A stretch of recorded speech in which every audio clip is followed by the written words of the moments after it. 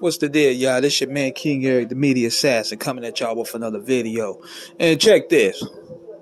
Forget DETOX, man. I don't care about DETOX.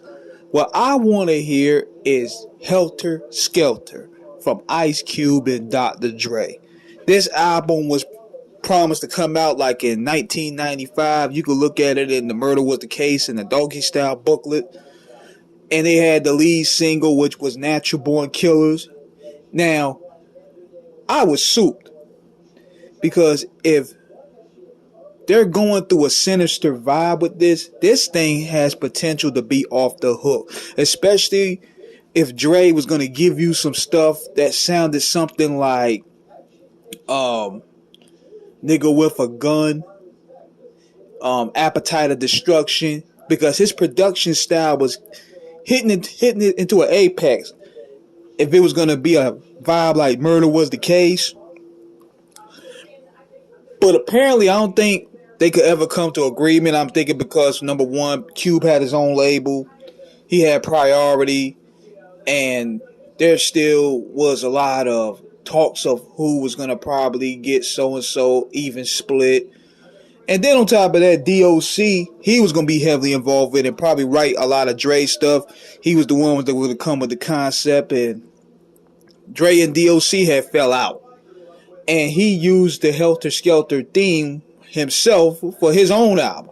And that's what pissed Dre off. You can read that in the July issue of The Source, 1996, where Dre said he never vowed to work with Doc again on the business tip because of that. Because DOC, you could tell listening to Helter Skelter that this was the vibe that Dre and Cube were going to take with this. With DOC, coaching it, giving it direction, writing the rhymes and lines and stuff like that. But just think about how crazy that joint would have sounded, man. I mean, you had Cube, who was at his rawest. You had Dr. Dre hitting his stride creative-wise. He's coming off of Murder Was the Case, Doggy Style, The Chronic, and Above the Rim, Death Row was riding high. It would have been a monster. But unfortunately, label politics came involved and probably scheduling, and it didn't work. But I shudder to think, because think about the style of production that could have been up there. Like, you could tell even listening to East Coast Killers, West Coast Killers, or Blunt Time or RBX, that was the type of sound that was probably going to go into that album vibe. Because the G-Funk stuff wasn't going to really fit. The G-Funk stuff would have fit with certain artists and like with Snoop and them. But this joint right here, they was going to go to a darker realm. Yeah, they was really doing that with the Murder Was the Case remix. That was a vibe that would have really would have followed up perfectly with the Murder Was the Case soundtrack.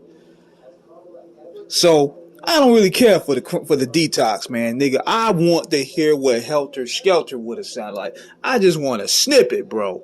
I just want a peek of it. That's all I want.